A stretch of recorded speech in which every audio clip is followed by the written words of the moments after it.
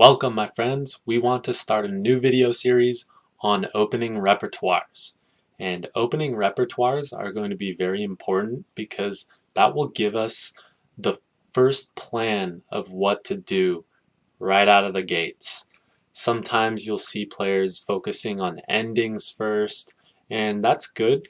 We'll do some videos on that as well, but we need to make sure that right at the beginning of the game, we know what to do.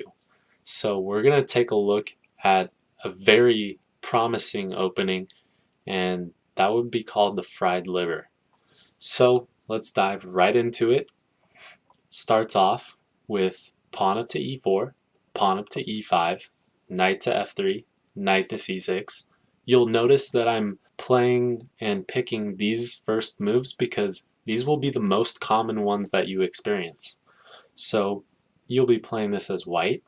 And your third move, you want to play a bishop up to c4. This will create the most challenges for your opponents, especially around that 600, 700, 800, 900, 1000 rating level, and even beyond as well. So that's why we want to play our bishop up to c4. Now we're seeing what to do in this video when our opponent plays their third move as black, knight up to f6. And this will allow white to play for a fried liver attack. And white will then come up with knight to g5. Do you see the threat? That's right. The threat is on f7. So we're attacking 2 times, and black is only defending 1 time. So this creates a threat. Therefore, black must do something about it. So they're going to play their pawn up to d5 here. In general, the rule in chess, we want to capture with our lowest value piece, and also for other reasons in this case, it is correct to capture with the pawn. Then black has actually a couple choices here. In this video, we'll see the most common one. It makes sense to take a look at the most common moves because that's what we're going to encounter the most.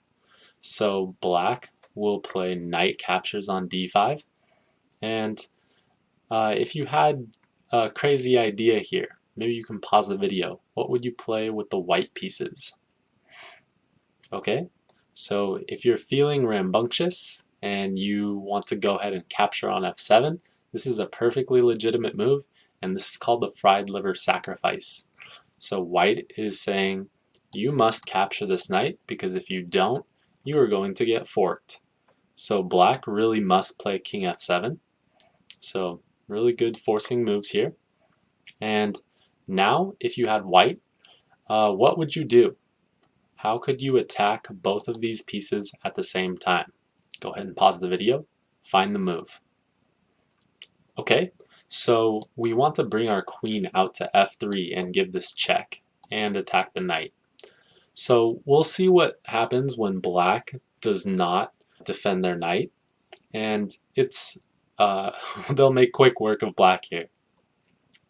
King over g8, this is a well-known blunder. Then we see this knight is attacked twice. It's only guarded 1 time.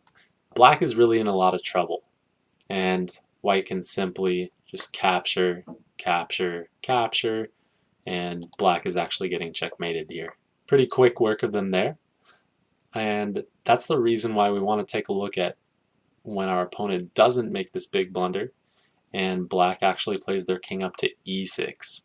And it turns out, even in this crazy position, there's chances for both sides, although white should have a significant advantage here in practice. King up to e6, white is down a piece, but black's king is in a much less safe area, up in the center of the board. Knight is being pinned. Anytime you see a pinned piece, you should put more pressure on it. That should be a main theme here. So if I let you pause the video, what move would you come up with for white? That's correct. You would play knight up to c3. Put more pressure on this guy. 1, 2, 3 points of pressure, and there's only 2 defenses here. So black will need to play knight over to b4. And one thing that we always want to do is ask ourselves, why did my opponent play that move? Well, of course they want to guard their knight, but they're also taking a look at the c2 square. Turns out that white can actually kind of ignore this threat, but in practice, it's shown that castle kingside here will just accentuate the fact that white king is much more safe and black's king is still in lots of trouble. So after that, common moves would be pawn to c6, and then we can play pawn up to d4, and this would obey the rule of trying to open up the center when your opponent is down in development and their king is less safe. So even though black could capture this pawn, we could see that this probably would not end well for them after white can get even another piece involved in this attack with rook over to e1 check. So lots of white pieces are looking close to this king, and this would not be such a good position for black, even though white is down a piece. Alright guys, so there you have it. That is our fried liver. In the next videos, we'll be taking a look and seeing when black plays some other moves and how we need to respond differently to them. Again, with our openings, we need to make sure that we're not just memorizing random moves. We want to sort of take a look at some of the guiding principles behind them, take a look at some of the plans so that we can put our best foot forward. Alright, gently touch that like button and I will catch you guys in the next video. Peace.